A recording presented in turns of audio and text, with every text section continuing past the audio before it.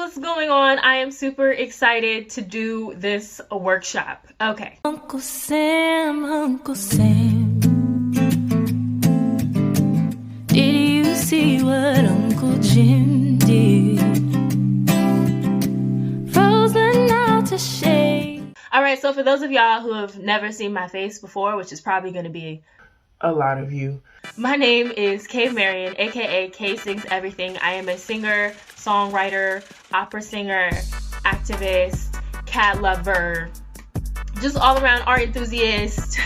And I have had the awesome opportunity of partnering with Girls Rock Campaign Boston to bring you this video. I am super excited about this idea of intersectionality between music and politics, activism, general healing for the people, for the community, yes. And that's basically what this workshop is going to be about. So without further ado, welcome to Art is a Reflection of Our Reality, okay? A workshop on creativity and politics.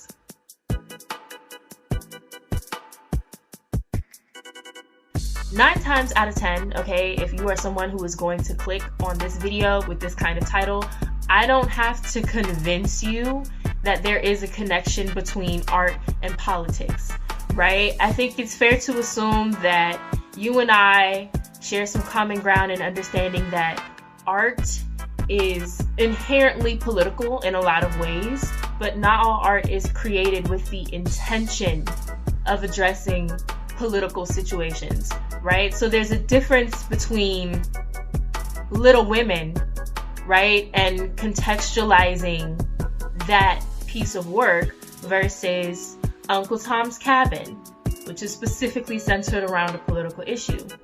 There is a difference between hip-hop fans, Boys in the Hood, right, by NWA, versus Express Yourself.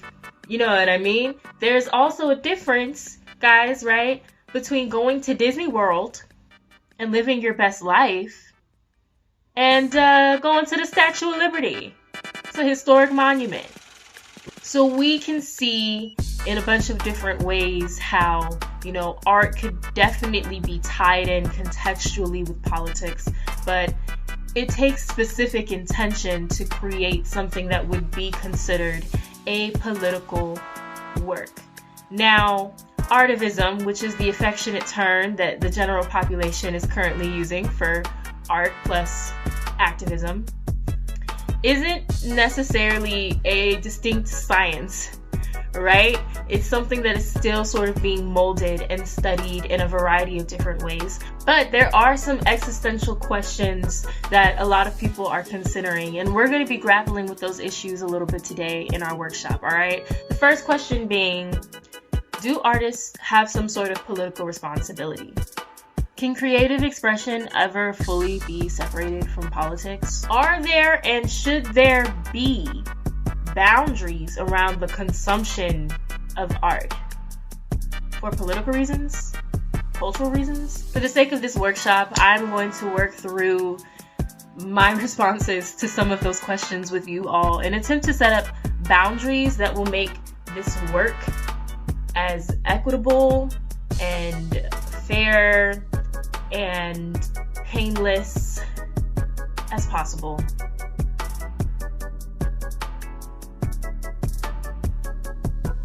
The first boundary is centered around responsibility, right? So art within itself is neither inherently good nor bad, right? But the conflict comes into this analyzation of intention, what the artist or the creator intended to do with the piece of art that they created, and impact. How does it affect people? What good and bad effects are taking place because this art now exists? So with that being said, artists absolutely do have a certain amount of responsibility, and for the sake of this workshop, I ask that you all keep this in mind, that you approach the work, the art that you are about to create with some sort of sense of responsibility for your intentions and for the effects that your intentions have. The second boundary that I need all of you guys to be aware of while participating in the workshop is centered around the second question that I posed about whether or not art can ever be fully separated from politics. Something to understand is that politics is tied to identity, and identity informs art. So the answer is going to be no. There's always going to be some sort of form or facet or contextual piece of information that can link any given piece of art to politics. So staying in line with boundary number 1 about being responsible, we're just going to be aware of that, right? We're just going to be aware of the political situation surrounding our art. Boundary number 3 is going to relate to consumption. All right, and it's going to be super important to understand if you're someone who wants to create political art pieces, that the consumption of art is the consumer's choice, right? But the marketing of art, the public support of art is inherently political. We can look at the music industry, which is my industry, as an unfortunate example. Any judgment or defensive feelings that you have regarding what I just said is totally valid, right? We don't want to discourage the feelings that you have, but we do want to unpack that, right? We do want to unpack the ways in which we can approach different art forms respectfully. How people come to hip hop, right? Hip hop has 4 components, so it's not just about DJing, but it's also about b-boying, it's also about MCing, and those are all artistic in a variety of ways. Any artistic person who is coming into the hip hop realm can still be a member of the space as long as they're respectful of the people and the culture that created the space that they're in. So this is in no way a deterrent, but this boundary, this understanding that there absolutely are boundaries to the consumption of art is something that I super would like for everybody watching this workshop right now to keep in mind while creating art as well. Whew. So now that we got all the heavy stuff out of the way, we're gonna go into my step-by-step process for creating a political art piece. All right, there's gonna be 10 steps total. I'm actually going to pause the video after I explain each step so that you can take the time to do what you need to do, and I can be here to support you every step of the way with this video.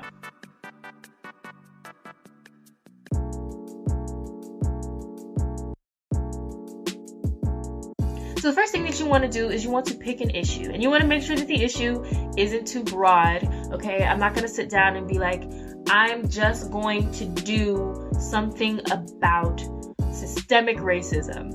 Okay, but what aspects of systemic racism? How does systemic racism show up? Does it impact you or people around you?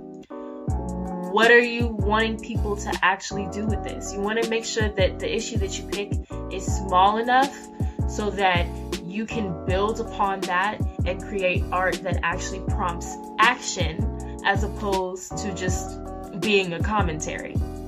So take a couple of minutes, pick what issue you want, and I'm just going to be here staring at you with support while you do so. All right, ready? 3, 2, 1.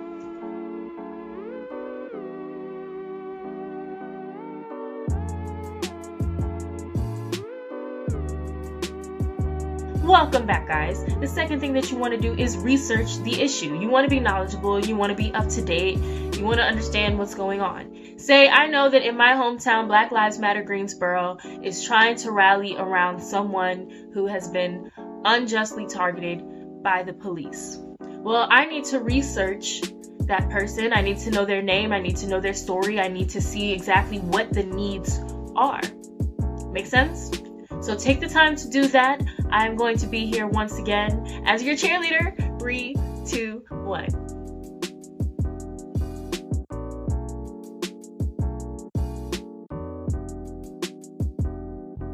Step Step 3, welcome back, is to create a goal. So now that you've done the research and you've got a really specific issue that feels tangible to you, you want to create tangible action steps. So say that I am working with Black Lives Matter in Greensboro, North Carolina, and I find this person and I see that this person really, really, really needs bail for legal fees or to support their family while they're going through what they're going through, etc., etc.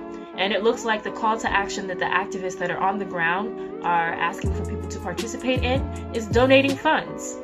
There is my goal. So then my goal as a singer-songwriter would be to write a song about asking people to donate to Black Lives Matter, to donate to this person, to donate to the activists in that particular city, so that they can get the funds that they need. Does that make sense? So you're now starting to connect the dots between the information that you found and how you're going to use your art to get people to sign on to achieving this goal.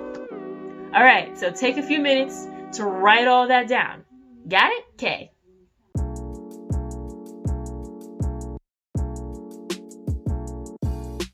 So the fourth step is to go ahead and pick out your artistic medium. Look at all the tools that you're going to need. Like I said, I'm a singer-songwriter, so musically I would think about whether or not I need a recording studio, a producer, a track. Am I doing this acoustically? Am I writing this by myself? Am I collaborating with other artists? Those are the questions that I might ask. But you might be a painter, a sculptor, a collage artist, a dancer, an actor. There's so many different ways that you can do this, and you can also film it. There are so many ways that you can make this artistic piece come to life, and it's really about choosing the medium, the artistic medium that works best for you and that you feel the most comfortable and confident with. So go ahead and write that down. So number 5, the next thing that you want to do is create a clear plan for getting the consumers of your art to buy in to helping you achieve the goal. So like I said, I might be writing a song about Black Lives Matter for a campaign in my hometown, right? Maybe one of the things that I need to do is add the GoFundMe link or a link to the website for this individual to my music video. Or maybe I'll even put that link in the song somewhere. Give them directions in the song and tell them where to go. Make sure that it's very, very clear to the consumer what they need to do, how they need to do it, and that it's as accessible to them as possible. You want to make it super easy. So basically, just by consuming your art, all they have to do is take it one step further to getting the action done.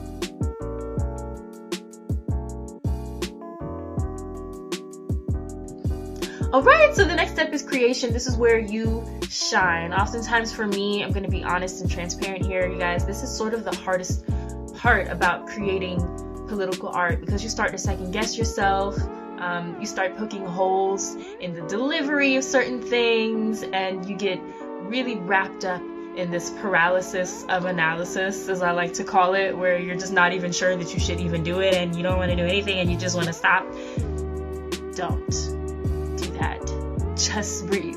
Alright, just be confident. Just focus on being mindful in the fact that you're doing something that you love, which is being an artist. Alright? So I'm here for you. Alright? I'll be sitting here waiting, and you just go. You just go.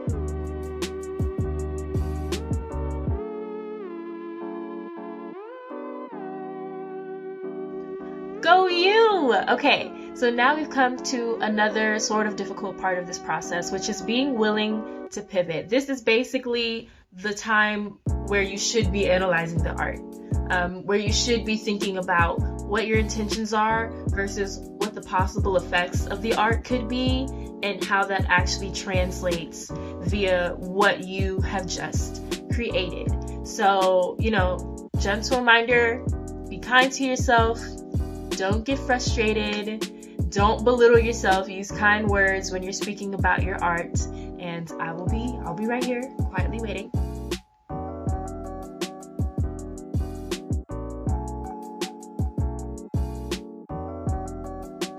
Phew, Okay, glad that's over. The next thing that you want to do is step number 8 is planning the promotion of the piece. So think about the medium that it's in and how you could promote it. Do you want to do a video or something? Are you promoting it on Instagram? Are you promoting it on various music streaming sites? Are you going to hop on YouTube? Promotion is honestly one of the trickiest points because you are wanting to target people essentially who are either on the fence or don't necessarily think like you do because you're trying to create change. A lot of political art pieces create awareness about an issue, which can result in change, but this workshop is specifically about creating change, seeing something come out of a brainchild, if you will, of yours. So when you're promoting, you want to do a couple of things. You want to talk about the issue. You want to link the people or the artists or the activists or the organizations who are doing the work that you love and who essentially function as the home sites for the action items that you're wanting the people consuming your art to take, right? And then you also want to link to your own social media if you do have artist pages or an artistic website that showcases some of your other talents. In terms of where to promote, you have a bunch of different options. You could set it outside of your dwelling in some sort of community space, although I don't recommend that with COVID, so everybody be safe when thinking about these things, right? You could absolutely put it on social media if you have some. You could use word of mouth, showing people in your community so that they tell their friends who tell their friends who tell their friends, and then you get traffic. You could also, this is something that is not as common nowadays in 2020, but you could also reach out to your local news stations. Just check that out. Typically they have spaces on their websites where you can submit news stories to them, and if they think that it's interesting, they might follow up with you on that. So write all that down. Think about what your promotion plan is going to be. I'm just going to be sitting here, proud of you.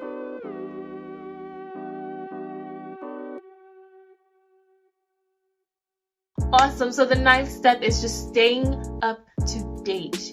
You've got your promotion plan written out, right? Go ahead and scribble in there a couple of times when you want to check on the issue just to make sure that nothing's changed, right? Check on the issue to make sure that all the information that you utilize to create your piece is still going to be relevant. So just go ahead and do that really quickly too.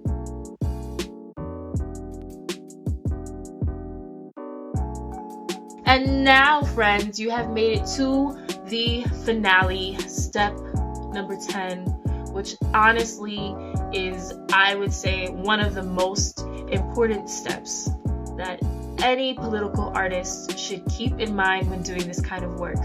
You want to see it through. You want to see your goal become achievable. Remain dedicated to the cause. So this is basically just like a step beyond looking to see if information has been updated, but also not just being passive about promoting your art, but being very engaged in the work. Maybe joining the organization that is doing the work that you're trying to support. Maybe writing letters to local politicians, depending on what the issue is. Continuing to speak about it, doing a YouTube video about it, showing your process and why the issue is important to you and why people should care. You want to see it through to the very end. You want to see that your goal is achieved, and be willing to add additional steps. Be willing to go beyond the art form to see your goal come to fruition. That's the most important part, right? So thank you so much for checking out my workshop on creativity and politics. Hopefully you guys created art that you can be proud of, and you guys are psyched to get out there and make real change happen in your communities. Like I said earlier, art is absolutely great for commentary, but political art a lot of times can really evoke action. And we want to make sure that we're maintaining control over that and being intentional about it in all spaces. So once again, you know, my name is Kay Marion, aka Kay Sings Everything. I am Kay Sings Everything on all social media platforms: Facebook, Instagram, my website, YouTube, Twitter, etc. You guys can keep me posted, and if you are posting political art out here on the worldwide interwebs, please tag me. I want to see what you guys come up with. I want to see what issues really strike you. I'm also probably just going to be like all up in the comments trying to see what you guys think about the workshop, and if you have any questions at all, I am definitely going to be around. Okay? So thank you so much. You worked hard. Go take a break. Go take a nap. Go live your best life. All right. Peace.